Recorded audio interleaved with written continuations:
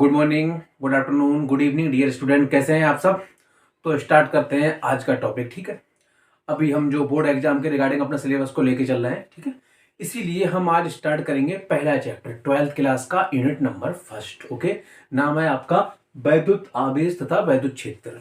ये video specially Hindi medium वालों के लिए, हम हिंदी और इंग्लिश दोनों मीडियम में वीडियो रिकॉर्ड कर रहे हैं, जो हमारा क्या 12th एग्जाम नीट और जेईई मेंस को फोकस करके बनाया जा रहा है। ओके, आप अपने सिलेबस के अकॉर्डिंग टॉपिक को छोड़ सकते हैं। अगर आपको लगता है कहीं कुछ टॉपिक आपके 12th के सिलेबस में नहीं है या जेईई या नीट के सिलेबस में है, तो आप उनको पढ़ सकते हैं। ओके ठीक, तो स्टार्ट करते हैं आज का टॉपिक। 12th का पहला चैप्टर है, इसके बारे में बहुत सारा डिस्कशन करेंगे, उसके बाद वन बाय वन स्टडी करेंगे। ओके, तो पहला टॉपिक है हमारा यहाँ पर क्या, वैद्युत आवेश। बहुत जरूरी चीज है, वैद्युत आवेश क्या होता है। एक बात हम आपको और बता दें कि जो वैद्युत आवेश है, इसके जानने से क्या होगा, इसके जानने से हम आधा फिजिक्स कवर कर लेंगे। आपकी जो 12th बोर्ड एग्जाम की फिजिक्स है वो दो पार्ट में डिवाइडेड है। पहले में जो आपके 8 चैप्टर्स हैं, पहला आपका वैद्युत आवेश, दूसरा है चुंबक या फिर एसी करंट, ये सारे इसमें ही आते हैं वैद्युत आवेश से। ठीक है, आवेश से रिलेटेड फिजिक्स है, तो क्यों ना हम जान ले आवेश क्या होता है, क्या इसका महत्वपूर्ण है, हिस्ट्री क्या है। ठीक है, सब कुछ इसकी जानने की कोशिश करेंगे। ओके ठीक, तो वैद्युत आवेश, ठीक है, क्या होता है वो हम बता देते हैं। ठीक है, तो सिंपल अगर परिभाषा हम देना चाहें, किसी वस्तु का वह गुण जिसकी वजह से उसमें विद्युत तथा चुंबकीय प्रवृत्तियां पाई जाती हैं। किसके, विद्युत, यानी आवेश की वजह से बिजली बन सकती है। चुंबक यानी आवेश एक चुंबक की तरह भी काम कर सकता है, वो उसका आवेश कहलाता है। ठीक, तो हम क्या लिखेंगे यहां पर, सिंपल परिभाषा लिखेंगे, किसी वस्तु का वह गुण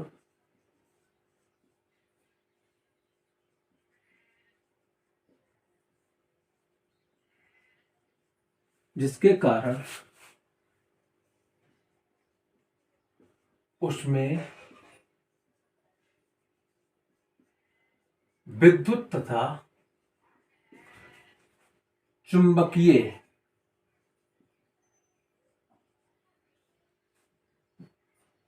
प्रवृत्तियां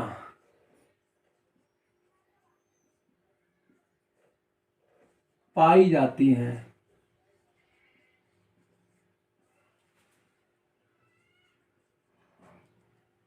आवेश कहलाता है। आवेश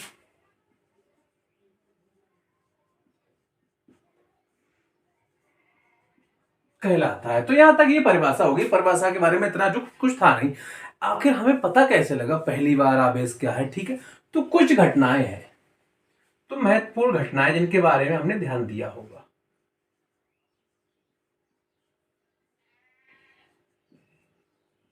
महत्वपूर्ण घटनाएं, ओहो क्या होती हैं, सारी हमें पता है ये। ठीक है, स्पार्क ने सुना है चिंगारी उठना, कभी कभार कहीं चिंगारी, कभी कभार देखा रेशमी कपड़े एक साथ हम उतारे तो आवाज भी होती है, क्रैकलिंग, और चिंगारी भी उठती है। ठीक है, तो चिंगारी उठना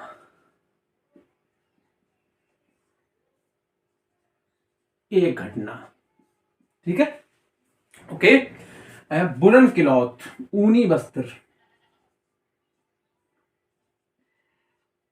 ऊनी वस्त्रों को छिड़कने पर,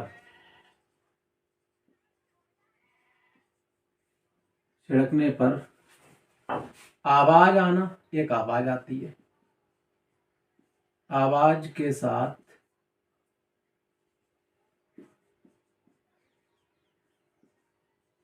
चिंगारी उठना,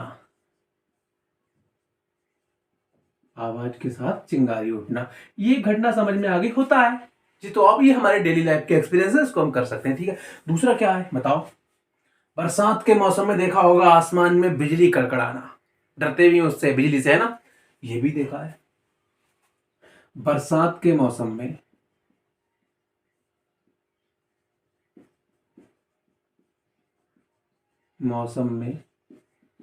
बिजली कड़कड़ाना,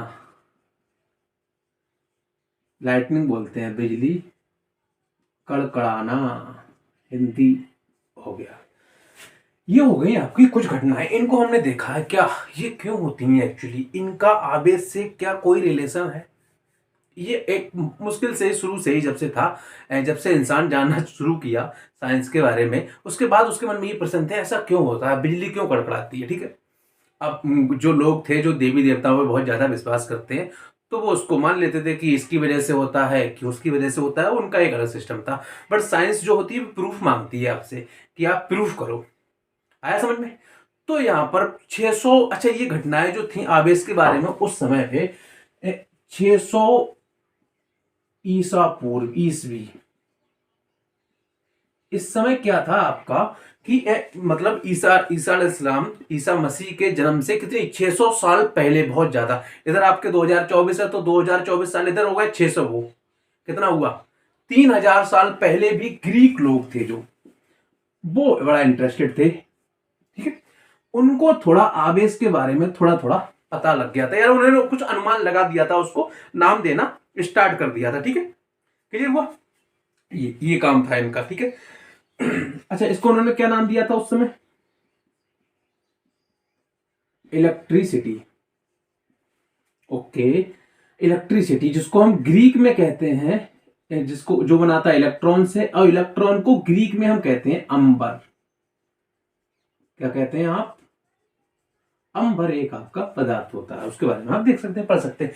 तो अंबर के नाम पे इलेक्ट्रॉन को ग्रीक में अंबर, अंबर के नाम पे क्या बन गया आपका? इलेक्ट्रिसिटी। इलेक्ट्रिसिटी इसको कहा जाने लगा, ठीक है। अच्छा, अंबर का जिक्र इसमें क्यों आया?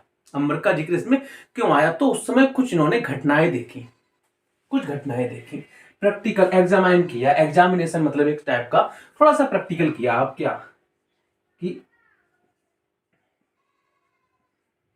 अंबर को किससे रगड़ा? बताओ बताओ। अंबर को किसी पदार्थ से। अच्छा, अंबर से अगर थोड़ा डिस्टर्ब कर रहा है तो और जो आपकी घटना है उनको हम देख लेते हैं। अंबर से जो पहले आपकी घटना है, ठीक है। रेशम से, रेशम या मतलब ऊनी, रेशम से गिलास, शीशा, गिलास रगड़ने पर, रगड़ने पर। दूसरा आपका ले लेते हैं इसके साथ, ठीक है। अंबर भी ले लेते हैं या प्लास्टिक ले लो। प्लास्टिक को बिल्ली की खाल,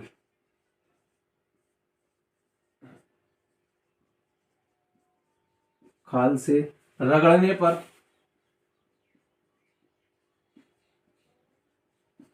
रगड़ने पर, ठीक है। ये छड़े, ये गिलास व प्लास्टिक की छड़ें हल्की वस्तुओं को,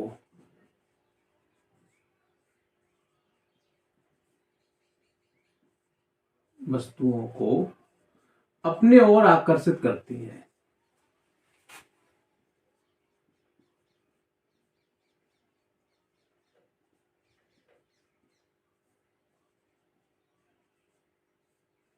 आकर्षित करती है। तो अतः छड़ें आवेशित हो जाती हैं,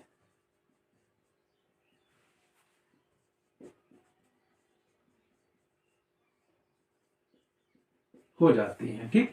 तो यहां तक बात समझ में आ गई। ये देखा गया सिंपली, आपने तो एक्सपेरिमेंट किया कि किसी धागे से आपने पहले क्या किया, आपने सबसे पहले क्या लिया, एक आपने गिलास की छड़ ली, उसको रेशम या ऊनी कपड़े से रगड़ा, उसके बाद उसको जमीन पे ले गए हल्का सा, तो देखा कागज के तिनके वगैरह को भैया वो तो अपनी ओर क्या करने लगी, खींचने लगी, या फिर मिट्टी के कण या कागज के तिनके हल्के बड़े वो उस पर चिपकने लगे। तो पता लग गया ये रगड़ने से पहले ये गोल्ड नहीं था। यानी ये रेशम आपका, ये सपोज करो रेशम का कपड़ा है, लाइक ये आपकी क्या है, छड़ है, आपने इसको रब किया, रब करने, अच्छा रब करने के बाद इसको जैसे ही जमीन पे ले गए मिट्टी के पास या कहीं हल्के कणों के पास, वो इस पे चिपकने लगे। तो हमें समझ आ गया कि रगड़ने के कारण ऐसा हुआ है कि ये हल्की कणों को अपनी ओर आकर्षित कर रही है। वही काम आपका दूसरा, प्लास्टिक की छड़ ली और बिल्ली की खाल ली, उस पर रगड़ा और हमने देखा वहां भी यही घटना हो रही थी, ठीक। आगे समझ में, दो बातें हो गई हमारे मतलब की, ठीक। अच्छा, अब ये पता लग गया कि आवेश आने के साथ साथ कहीं बल भी आता है। कि आवेश एक दूसरे को क्या करते हैं, बल लगाते हैं, या फिर वह वस्तु जिसने आवेश ग्रहण किया है, जो आवेशित हो गई है, उसमें नेचर में, व्यवहार में बदलाव आता है, वो हल्की वस्तुओं को अपनी तरफ खींचने लगती है। ये ग्रीक ने उस समय कर लिया था, मतलब एग्जामिनेशन यहां तक कर लिया था। समझ आ गया? तो आवेश की हिस्ट्री क्या है यहां तक हमने सीख लिया। ओके, ठीक। तो ये आवेश के बारे में यहां तक हो गया है। आप इसका यहां तक स्क्रीनशॉट ले सकते हैं। ठीक,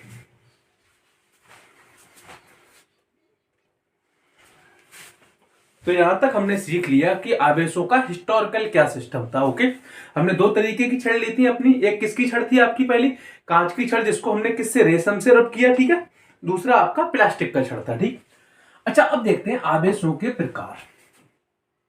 फ्रैंकलिन नामक एक और साइंटिस्ट थे, फ्रैंकलिन, बेंजामिन फ्रैंकलिन इनका पूरा नाम है। ठीक है, फ्रैंकलिन। तो इन्होंने बताया, सबसे पहले एक एक्सपेरिमेंट है, सिंपली वो हम करते हैं। एक हमने धागा लिया। ओके, धागे में हमने क्या किया, अपना एक रॉड, कौन सा रॉड? जो अभी पहला वाला था, कौन सा? ग्लास रॉड, कांच। उस पे आपका कौन सा आवेश था? आंसर है प्लस का आवेश था। ठीक, ठीक है। दूसरा आपने यहां पर फिर वही धागा लिया, और धागे में फिर से हमने एक और रॉड लगाया। ये आपका धागा, और धागे में एक और रॉड फंसा दिया, कौन सा? आपका प्लास्टिक। इस पे आवेश उस समय ये नहीं पता था प्लस माइनस है, ये अनुमान था। तो इन्होंने क्या देखा कि ये एक दूसरे को अपनी तरफ आकर्षित करते हैं। ओके, यानी एक दूसरे को ये खींच रहे थे। कौन से? जब विपरीत प्रकार के लिए। वहीं इन्होंने क्या काम किया, दूसरे फ्रेम में यहां पर देखें, फिर से वही रॉड फिट की आपने।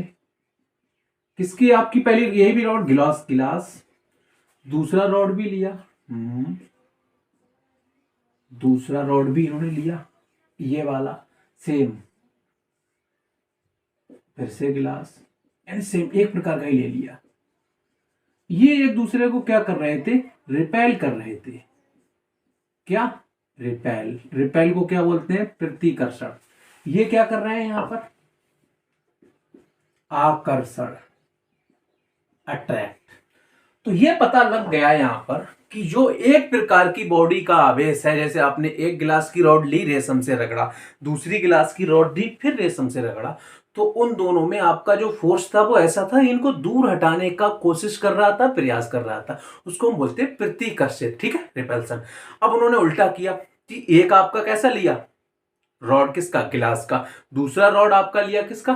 प्लास्टिक का। फिर उन्होंने देखा ये एक दूसरे को क्या कर रहे थे? अट्रैक्ट कर रहे थे। अब इनके समझ में आ गया कि यहां पर जो आवेश होने चाहिए वो दो प्रकार के होने चाहिए। There are two types of charges.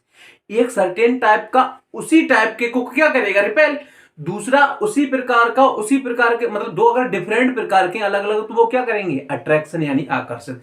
तब समझ आ गया, इन्होंने नाम दे दिया इनको क्या? धनावेशित और ऋण आवेशित। किसने? फ्रैंकलिन ने। क्या बताया?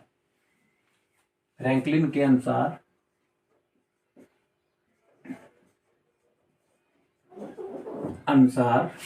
आवेश धन तथा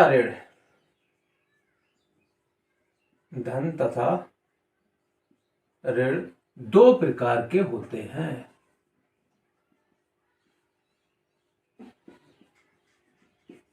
दो प्रकार के होते हैं आपके। ये यहां तक समझ आ गया। ठीक, एग्जाम के कुछ आ गया तो बता देंगे, वरना यहाँ पे हिस्टोरिकल जानना जरूरी है। तो ये आवेशों का प्रकार हमें पता लग गया है। ठीक, समझ आ गया यहां तक। ओके, आगे बढ़ते हैं। इसके जरा मात्रक वगैरह का जिक्र कर ले।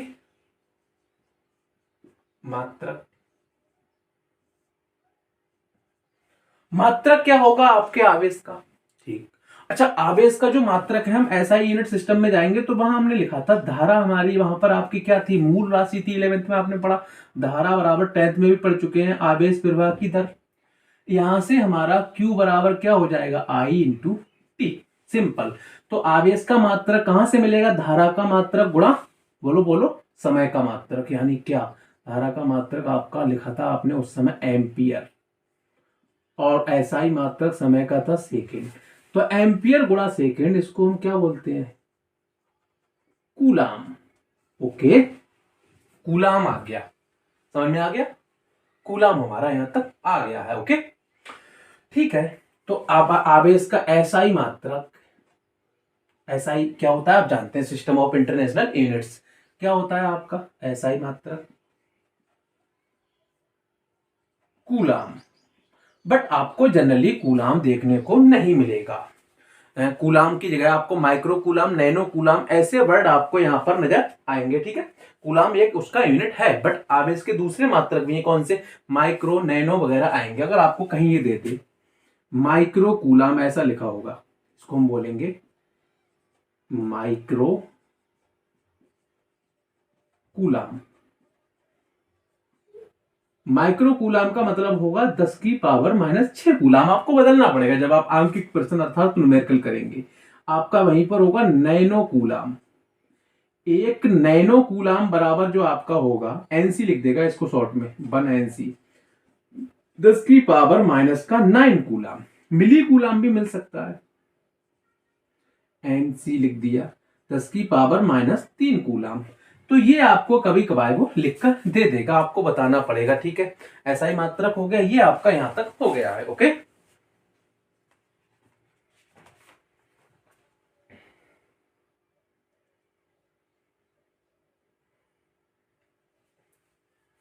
एक बात और, यहां सीजीएस यूनिट भी लिख लेते हैं, मांग लेता है वो सीजीएस यूनिट।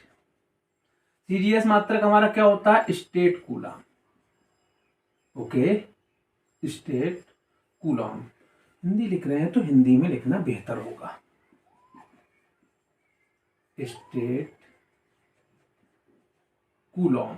कितना होता है आपका स्टेट कूलॉम, बिल्कुल सही, 1 स्टेट कूलॉम आपका होता है 3 × 10⁹ कूलॉम के इक्वल। ओके, याद रहेगा। तो यहां तक आपका हो गया, स्टेट कूलॉम भी हो चुका है। उल्टा लिख दिया हमने, 1 कूलॉम होता है इतने स्टेट कूलॉम के, ठीक है, क्योंकि कूलॉम बड़ा यूनिट होगा यहाँ पर। तो ये यहां तक समझ आ गया, यहां से क्वेश्चन पूछ सकता है, यूनिट वगैरह आ गया। एक बात और, एक कूलॉम की डेफिनेशन भी, ये मैथमेटिकल कंसेप्ट हुआ करेगा। एक कूलॉम की परिभाषा, एक कूलॉम की परिभाषा क्या होगी, यहां से देंगे हम, आई का मान कितना दे दो 1 एम्पियर, और टाइम कितना दे दो 1 सेकेंड, तो क्यू बराबर कितना हो जाएगा 1 कूलॉम। जैसे हमारा हो गया 1 एम्पियर गुणा 1 सेकेंड, तो आपका बन गया 1 कूलॉम। तो परिभाषा ऐसे देंगे हम, क्या, 1 एम्पियर की वैद्युत धारा, या फिर किसी परिपथ से 1 एम्पियर वैद्युत धारा 1 सेकेंड तक प्रवाहित हो, तो वहां पर 1 कूलॉम आवेश प्रवाहित हो जाता है। ठीक है, यदि किसी परिपथ में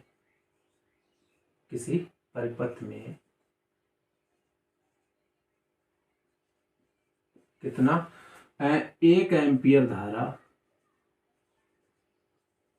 वैद्युत धारा 1 सेकेंड तक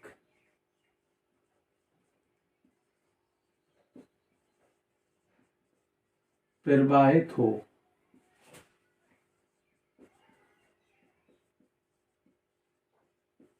तो बहने वाला आवेश कितना होगा आपका, 1 कूलॉम होगा। तो ये ऐसे यहां से मैथमेटिकल परिभाषाएं बन सकती थी। हो गया यहां तक, ठीक है। तो ये हमने सीख लिया है यहां तक, क्या क्या क्या होता है, इसका आप स्क्रीनशॉट ले सकते हैं, नोट कर सकते हैं। ठीक,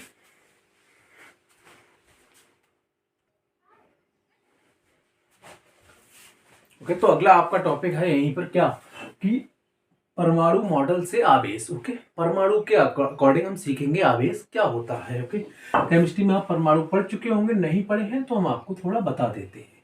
आपका क्या है, बोहर मॉडल के अनुसार कि जो परमाणु होता है आपका, उसके अंदर एक सूक्ष्म धनावेशित भाग होता है, जिसमें आपके प्रोटॉन और न्यूट्रॉन रहते हैं। ठीक, आपको पता है न्यूट्रॉन पर कोई आवेश नहीं होता है, प्रोटॉन पर धन आवेश होता है, इलेक्ट्रॉन पर ऋण आवेश होता है, तथा ऋण आवेशित इलेक्ट्रॉन, नेगेटिव चार्ज इलेक्ट्रॉन इसके चारों ओर वृत्तीय कक्षाओं में यहां पर घूमते रहते हैं। समझ आ गया, थोड़ा छोटा बना लेते हैं। पहला आपका परमाणु हो गया, सपोज करो 2 इलेक्ट्रॉन यहाँ पर है, यहाँ पर भी कुछ इलेक्ट्रॉन मान लो, 2 8 वाला मॉडल आप फॉलो कर सकते हैं, 2 यहाँ पर भी 1 2 मान लो, अभी ऐसे समझने के लिए, ठीक, मान लिया।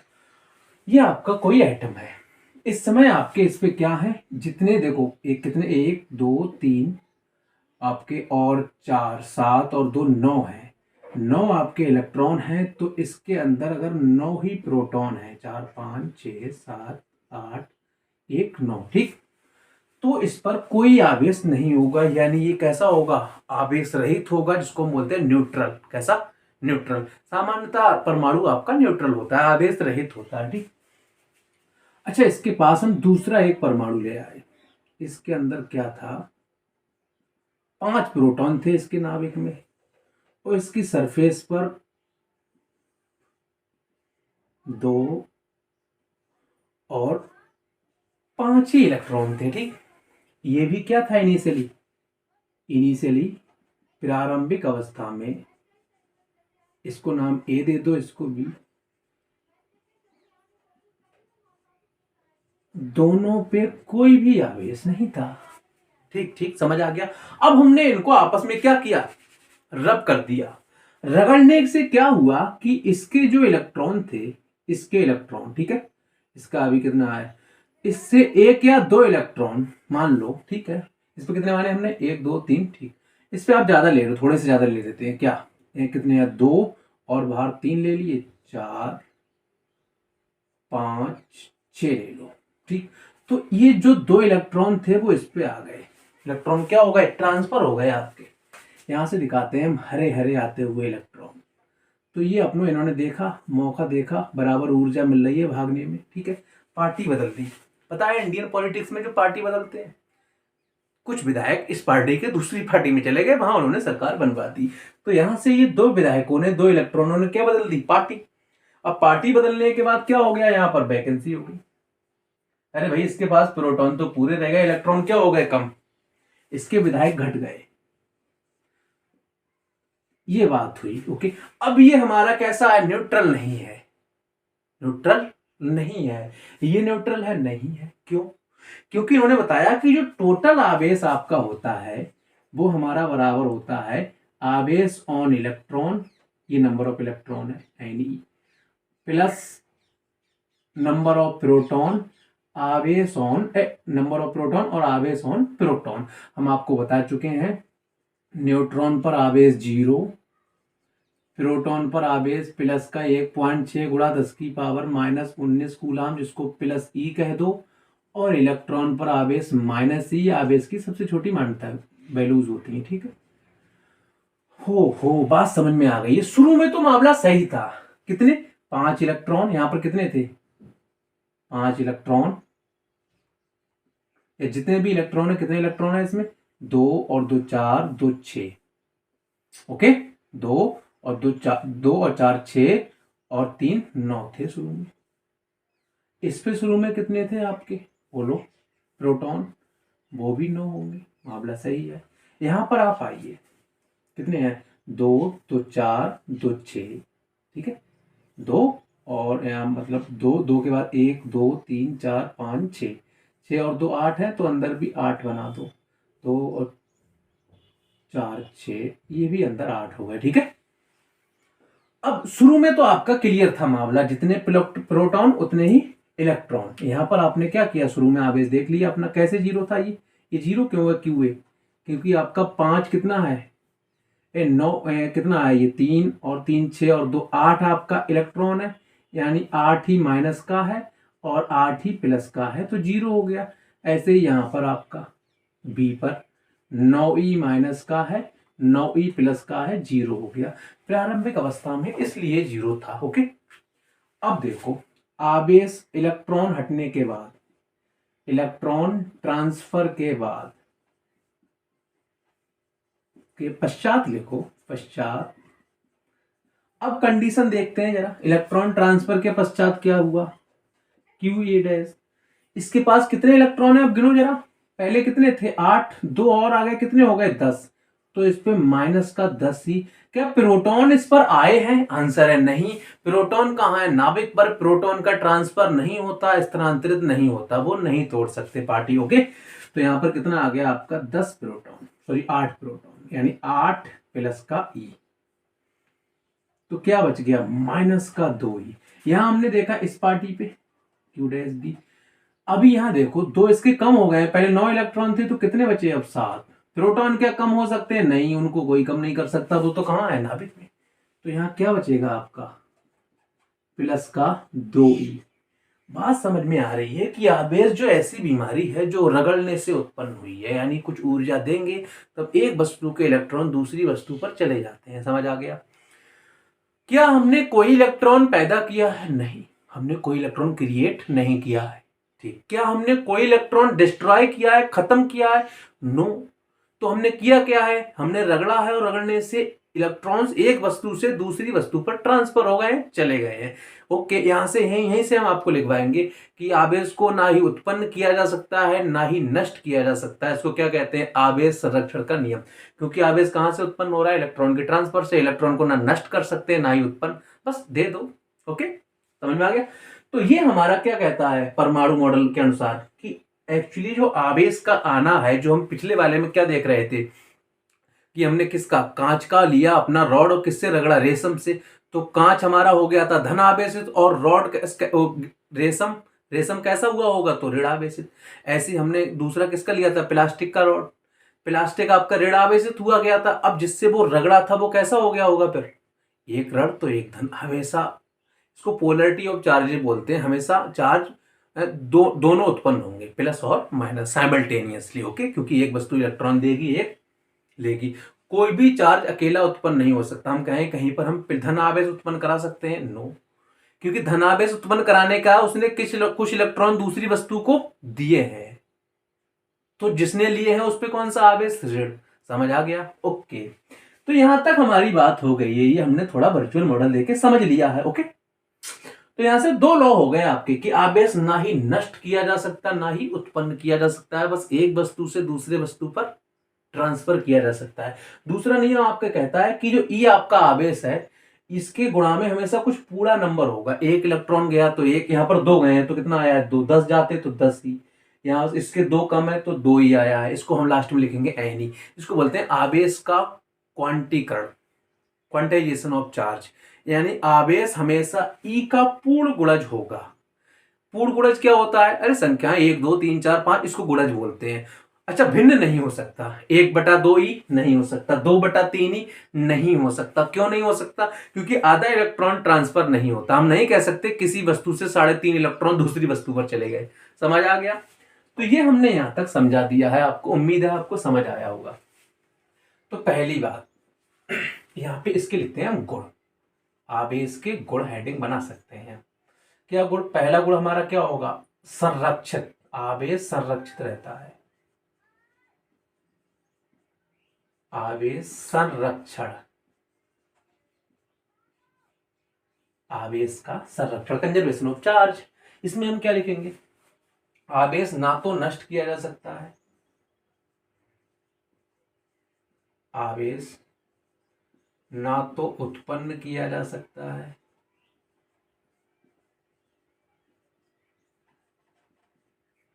किया जा सकता है, ना ही नष्ट किया जा सकता है।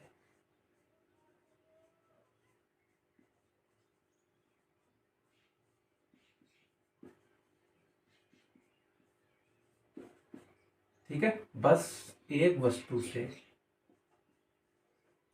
लेकिन लिख देते हैं यहां पे, लेकिन एक वस्तु से, ऑब्जेक्ट से, कण से दूसरी वस्तु पर, वस्तु पर क्या हो सकता है बताओ? स्थानांतरण। ट्रांसफर लिख देते हैं, समझ जाओगे। ट्रांसफर किया जा सकता है।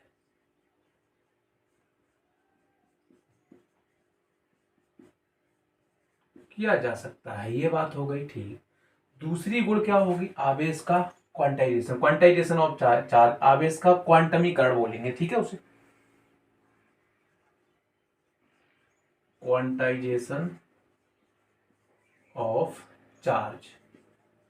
हिंदी क्या होगी, आवेश का क्वांटमीकरण होगा, साथ क्वांटीकरण, ठीक है। ओके, इस ये क्या कहता है कि आवेश हमेशा एक निश्चित वैल्यू ई का पूर्ण गुणज होगा। समझ में आ रहा है, 2 इलेक्ट्रॉन गए 2, 4 गए तो 4, 10 गए तो 10, ठीक। आवेश सदैव किसका न्यूनतम मान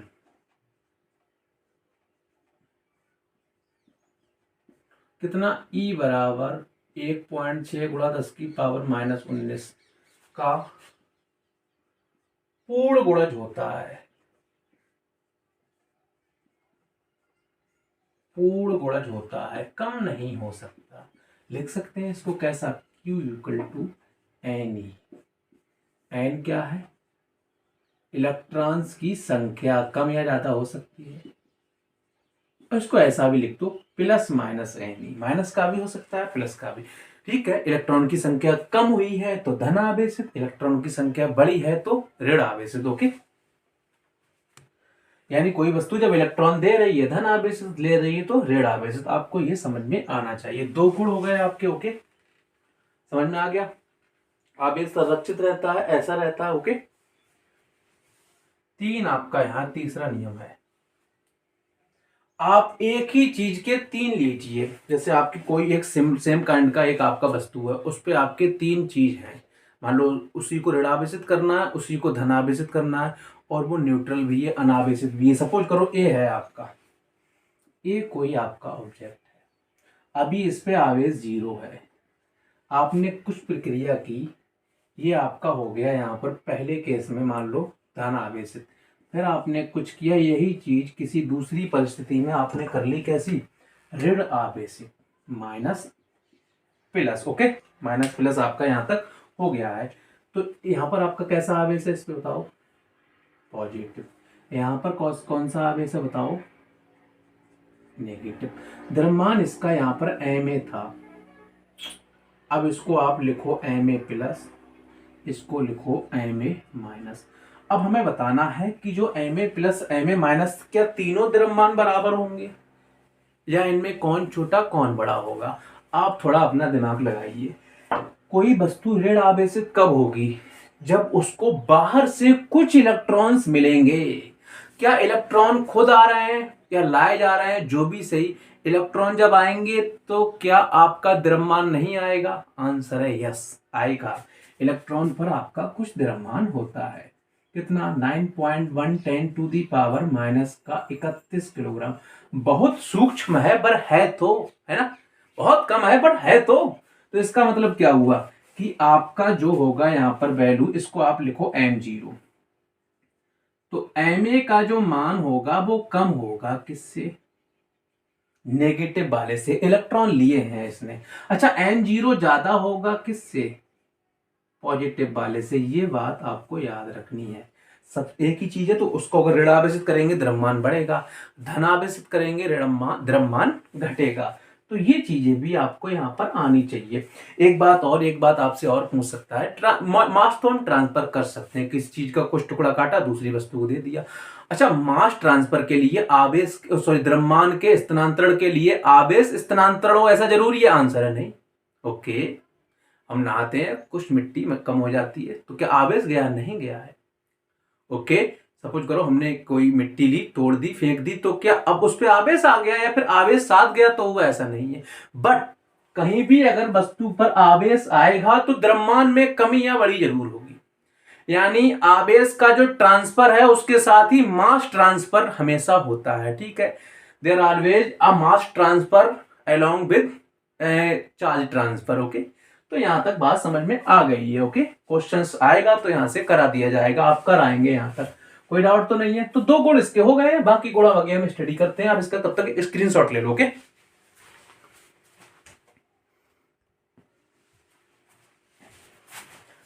तो आवेश से संबंधित 2 सिंपल न्यूमेरिकल्स करते हैं। एनसीईआरटी के दिए हुए क्वेश्चंस हैं आप अपनी बुक के कोई भी क्वेश्चन जो आपको समझ ना आए आप कमेंट बॉक्स में बता दीजिए, हम आपको करा देंगे। ओके, चाहे एससी वर्मा से हो चाहे किसी से भी। ओके, तो यहाँ पर आपका ये है, प्रत्येक सेकंड एक वस्तु से दूसरी वस्तु पर 10 की पावर 9 इलेक्ट्रॉन ट्रांसफर होते हैं। कितने समय में दूसरी वस्तु पर एक कूलाम आवेश आ जाएगा? अच्छा क्वेश्चन है, Q इक्वल टू एन से हम कर लेंगे। तो इसमें टाइम दिया हुआ है हर सेकेंड। ओके, तो यहां तक समझ आ गया आपको कि कितना टाइम लगेगा। ये आपका सेकेंड्स में टाइम आ गया है। ओके, अगर हम इसको सेकेंड में सॉल्व नहीं करना चाहते हैं, अगर वो आपसे घंटे में पूछे तो हम आपसे कहेंगे एक सेकेंड में कितना मिनट, बताओ बताओ। एक सेकेंड में कितना मिनट? 1/60 मिनट। Okay, simple. 1/60 ऐसा ही। एक मिनट में कितना घंटा, या एक घंटे में कितने मिनट? 60। तो उल्टा करो, एक मिनट में कितने घंटा? 1/60 मिनट। ऐसे घंटे हो गया, ये घंटे में आ गया। ओके, और अच्छा करते हैं, एक घंटे में कितने दिन? नहीं, एक दिन में कितने घंटे? 24। तो एक घंटे में कितने दिन? 24। 1/24। ठीक है, क्लियर हो गया। और छोटा करो, 1/60, 1/60, 1/24। एक दिन में कितने वर्ष? 1/360 मान लो, पूरा पूरा 365 में 60 मान लो, 65 मान लो वर्ष। ओके, ये यहां पर आप लगा देना। अगर आपको सेकेंड हटाना है तो सेकेंड हटाओ, नीचे आप मल्टीप्लाई करो, 60 इंटू 60, 24, 365 दिन। तो ये आप कितने आ गए? इतने वर्ष लगेंगे। कैलकुलेशन आपको करनी है, इतने वर्ष में आपका इतना आ जाएगा। ठीक है, क्लियर है। आगे बढ़ते हैं यहां से। अब आप दूसरा वाला कह रहा है, एक कप पानी में कितना धन या ऋण आवेश होगा? एक कप, एक गिलास कई बार आपको दे देगा। ये थोड़ा क्वेश्चन ऐसा है, इसमें वैल्यू नहीं दी होती है। अब हमें अनुमान लगाना पड़ेगा कि एक गिलास या एक कप में कितना पानी आ सकता है। अप्रोक्सीमेटली हम मान लेते हैं कि 4 गिलास में पूरा 1000 मतलब 100 ग्राम पानी, या फिर हम इसको 250 ग्राम ले लेते हैं यहाँ पर। ठीक, 100 ग्राम पानी आ जाएगा। तो 250 ग्राम इसका मास हम ले लेते हैं, अगर आपको नहीं दिया है तो एक कप वाटर का। ठीक है, समझ आ गया। एक मोल में इलेक्ट्रॉन कितने होते हैं, या परमाणु, सॉरी, एक मोल में होते हैं 6.02 10 की पावर 23 एटम। इतने एटम होते हैं। तो मोल निकाल ले, इतने में कितने होंगे? 250 ग्राम जल। ये अच्छा, इसका वो कितना होता है आपका परमाणु भार? परमाणु भार जल का H2O लगा दो, कितना इसका? 2, ऑक्सीजन का 16, 18 हो गया। तो 250 ग्राम जल में कितने मोल होंगे? नंबर ऑफ मोल या मोलों की संख्या लिख लो इतना तो। Number of moles in 250 gram water. 250 ग्राम जल में मोलों की संख्या 250/18, ऐसी तो होता है टोटल द्रव्यमान। ठीक है, ये हो गया, इतने मोल होंगे। ओके, अब हम निकालेंगे, इतने मोल आ गए आपके। तो इसमें कितने क्या होंगे आपके परमाणु या फिर इलेक्ट्रॉन, आपको बताना पड़ेगा, यहां से निकालना है हमें। ठीक है, ओके, बढ़ते हैं यहां तक। तो देखो, H2O में कितने इलेक्ट्रॉन होते हैं? इलेक्ट्रॉन्स बताओ बताओ। सिंपली इसका फार्मूला आपका ये आ गया, यहां से निकाल सकते हैं। तो देखो, धन या ऋण आवेश, धन या ऋण आवेश, सिंपल हम निकालते जाएंगे। यहां से नंबर ऑफ मोल्स लिखेंगे पहले,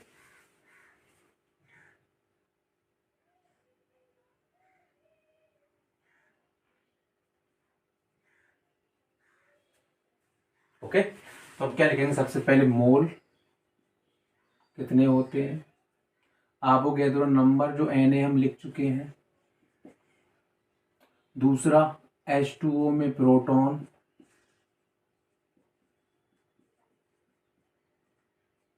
जितने होंगे वो लिखेंगे, इलेक्ट्रॉन गुणा एक प्रोटॉन या इलेक्ट्रॉन लिख दो, प्रोटॉन लिख दो, एक प्रोटॉन पर आवेश, ये पूरा फार्मूला बन गया। मोल अभी आपने बनाया है कितना, 250/18। एन आपको पता लग गया है 6.02 10 की पावर 23। अच्छा ये कहें H2O में कितने प्रोटॉन होंगे, H2 में 2, हाइड्रोजन में 1 होता है, बट 2 हाइड्रोजन हो गए तो 2 हो गए, ऑक्सीजन में होते हैं 8, तो टोटल कितने हो गए, 2 + 8 यानी 10 गुणा एक प्रोटॉन पर आवेश बहुत बार ही पड़ा है।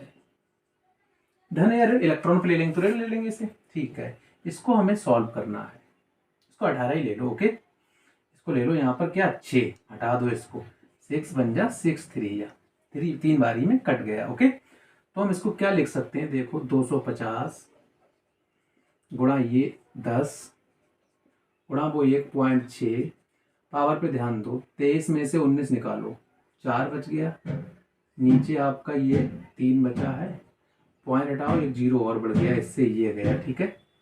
बहुत सुंदर। अब आपको केवल गुणा करनी है, 16 का गुणा 250 से और अपॉन में 3 गुणा 10 की पावर 4 कूलाम में आपका आवेश यहाँ से आ जाएगा, जो भी आएगा, ठीक।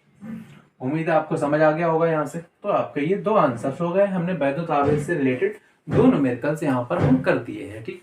आवेश से रिलेटेड और बहुत सारे न्यूमेरिकल्स हैं, आप अपनी बुक से कर सकते हैं, कहीं दिक्कत आए तो आप हमें भेज सकते हैं, ओके। मिलते हैं नए लेक्चर में, एक इसको आगे वर्क करते हुए, कंटिन्यू करते हुए, ठीक है। तब तक के लिए आप नोट कर लीजिए, ओके।